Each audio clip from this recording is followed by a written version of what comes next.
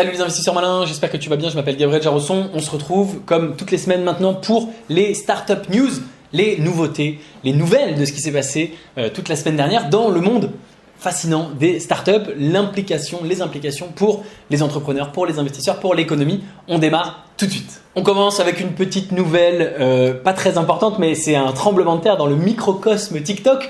Et surtout, je t'en ai parlé dans une vidéo il y a une dizaine de jours. Donc, Kaby Lame devient le TikToker le plus suivi sur TikTok devant Charli D'Amelio qui était numéro 1 depuis quasiment les débuts de la plateforme, depuis des années et des années, sans dire un seul mot, ça qui est assez marrant. Donc, si tu connais pas les TikTok de Kaby Lame, eh ben, il faut que tu ailles voir, c'est assez rigolo. Sans dire un seul mot, il devient le TikToker le plus suivi. Et j'ai fait une vidéo donc en détail où je t'explique les montants de sa fortune et combien il gagne. Et bah, tu vas te rendre compte si tu la regardes que ça marche pas mal pour lui.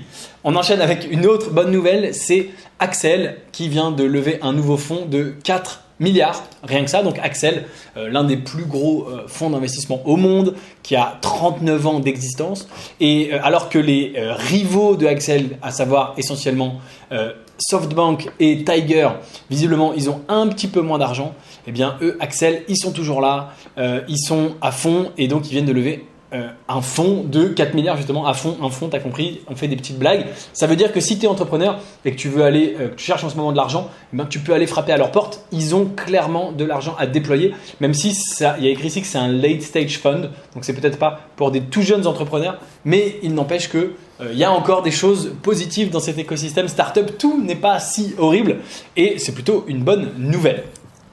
Encore une bonne nouvelle, c'est Lead Squared qui devient la dernière licorne indienne. Alors tu te souviens, je t'ai parlé la semaine dernière et il y a 15 jours, les deux fois, du dynamisme et de l'importance du marché indien dans les startups en ce moment. L'une des plus belles réussites du club privé Leonis Investissement, c'est une startup indienne qui s'appelle BKI, dans laquelle Sequoia, le plus grand fonds d'investissement en startup au monde, a investi. Et bien voilà, Lead Squared devient une nouvelle licorne indienne avec une levée de fonds de 153 millions, quand même pas mal.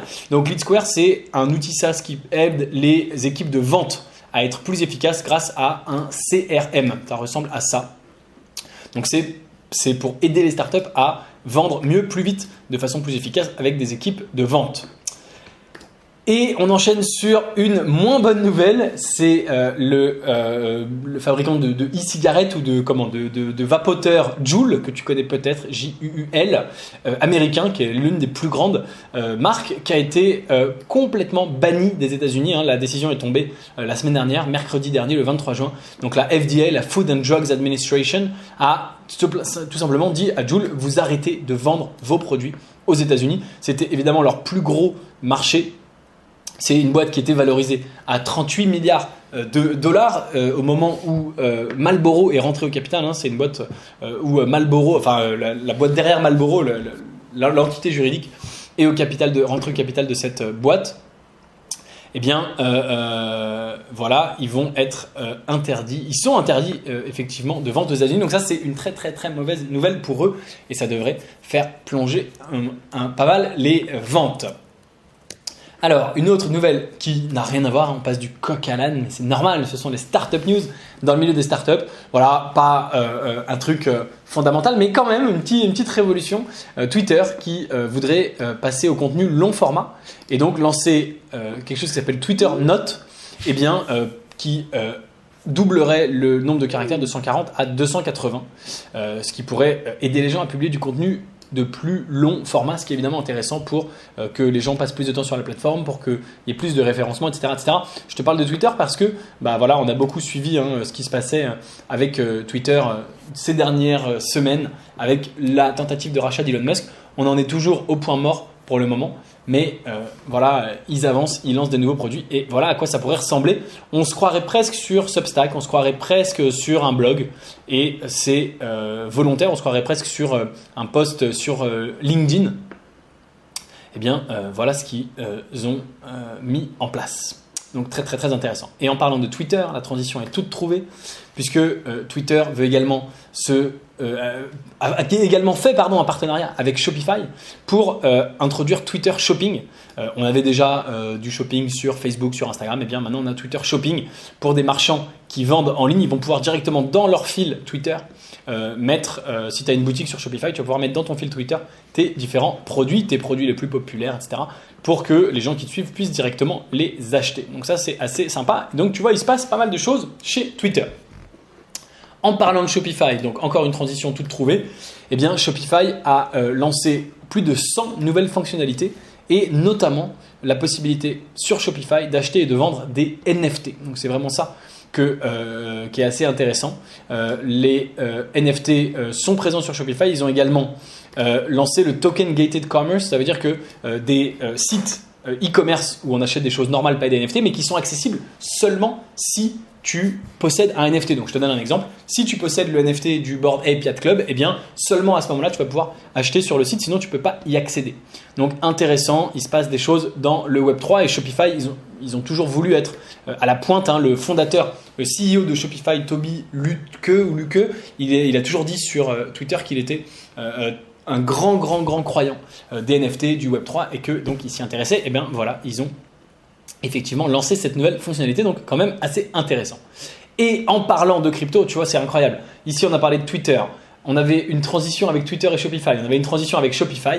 Ici, on a une transition sur les NFT et la crypto. Eh bien, Solana qui a lancé un smartphone directement qui s'appelle Saga, qui va permettre d'avoir un hardware wallet sur ton téléphone et donc un téléphone directement 100% crypto native. Donc intéressant, encore une fois, il continue de se passer des choses. Je ne sais pas du tout ce que va donner ce téléphone, est-ce que ça vaut le coup ou pas, mais Solana, vraiment, il se développe énormément en termes d'écosystème et c'est intéressant de voir ce qui se passe puisqu'on attend avec impatience évidemment le fameux Ethereum 2.0, la Proof of Stake, mais Solana en attendant perd pas de temps. Et ça, c'est vraiment hyper intéressant.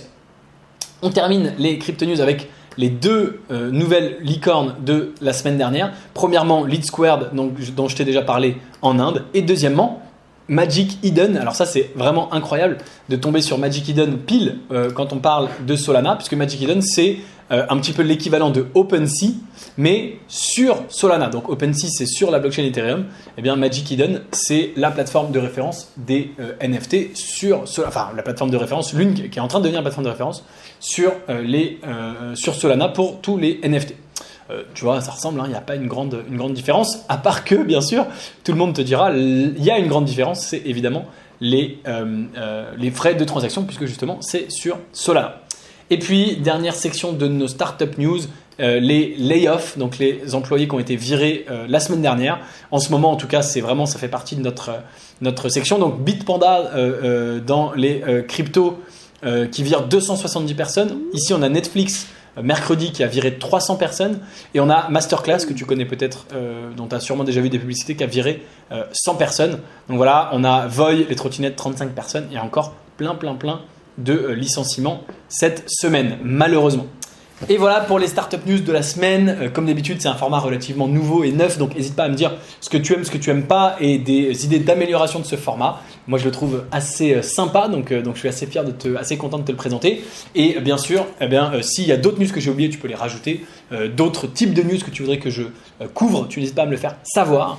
Et puis, si tu es arrivé jusque-là, merci beaucoup. Abonne-toi à la chaîne YouTube pour ne rater aucune startup news. C'est a priori publié visiblement tous les mardis. En tout cas, c'est ce sur quoi j'ai commencé pour le moment. Donc, abonne-toi pour rater aucune des prochaines vidéos. Puis, entre les startup news, je publie d'autres vidéos sur l'investissement, notamment dans les startups. Donc, tu peux même activer la cloche pour être sûr de ne pas les rater. Et bien sûr, en description de la vidéo, tu peux récupérer gratuitement mes critères d'investissement gagnants pour savoir comment investir dans les meilleures startups et les meilleures entreprises. C'est entièrement gratuit, il suffit de mettre ton email.